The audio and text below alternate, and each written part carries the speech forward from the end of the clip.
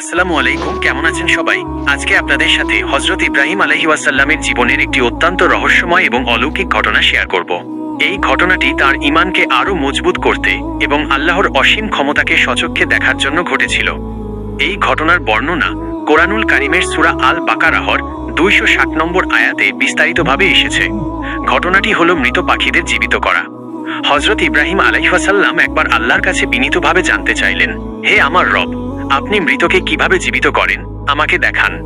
আল্লাহ তাআলা বললেন, তুমি কি বিশ্বাস করো না? ইব্রাহিম আলাইহিস সালাম জবাব দিলেন, অবশ্যই বিশ্বাস করি, তবে আমার অন্তরকে পূর্ণ প্রশান্তি দেওয়ার জন্য দেখতে চাই।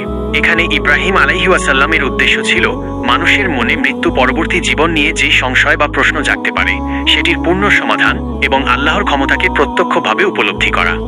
অতঃপর আল্লাহ তাআলা নির্দেশ দিলেন, হে ইব্রাহিম, তুমি 4টি পাখি ধরো এবং সেগুলোকে তোমার পোষ মানাও। এর উদ্দেশ্য ছিল তিনি যেন পাখিগুলোকে ভালোভাবে চিনতে পারেন।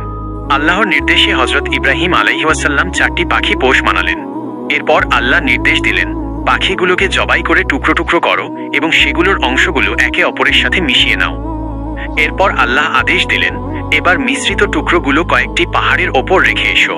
কিছু তাফসীর অনুযায়ী এসেছে তিনি পাখির মাথাগুলো নিজের কাছে রেখেছিলেন। অতঃপর আল্লাহ বললেন, তুমি পাখিগুলোকে ডাক দাও। ইব্রাহিম আলাইহিস সালাম যখন পাখিগুলোকে ডাকলেন তখন আল্লাহর কুদরতে অলৌকিক ঘটনা ঘটল। ছড়িয়ে ছিটিয়ে থাকা প্রতিটি টুকরো হাড়ের সাথে হাড়, মাংসের সাথে মাংস, পালকের সাথে পালক মিলিত হয়ে পূর্ণ পাখির রূপ ধারণ করল। পাখিগুলো জীবিত হয়ে দ্রুত উড়ে হযরত ইব্রাহিম আলাইহিস সালামের কাছে এসে উপস্থিত হলো। এইভাবে হযরত ইব্রাহিম আলাইহিস সালাম নিজের চোখে দেখলেন কিভাবে আল্লাহ তাআলা মৃতকে জীবিত করতে পারেন। এই ঘটনা প্রমাণ করে যে আল্লাহর কাছে কোনো কিছুই অসম্ভব নয়। তিনি সর্বশক্তিমান, মহাজ্ঞানী, তিনি এক ও অদ্বিতীয়।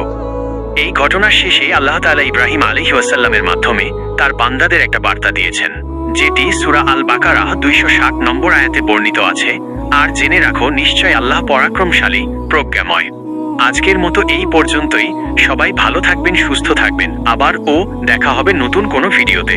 আসসালামু আলাইকুম।